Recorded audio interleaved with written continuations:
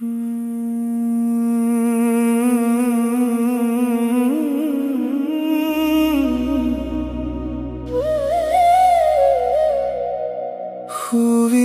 ಕವನ ಮುಳ್ಳಲ್ಲಿ ಬರೆದೆ,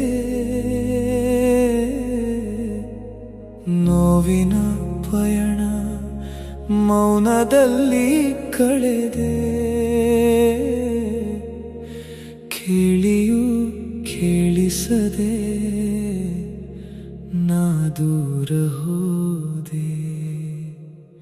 ಜೊತೆ ಜೊತೆಯಲ್ಲಿರುವ ಮಾತು ಸುಳ್ಳಾಯಿತು. ಜೀವನವೇ ಒಂದು ಕನಸಾಯಿತು. ಮೌನದಲ್ಲಿ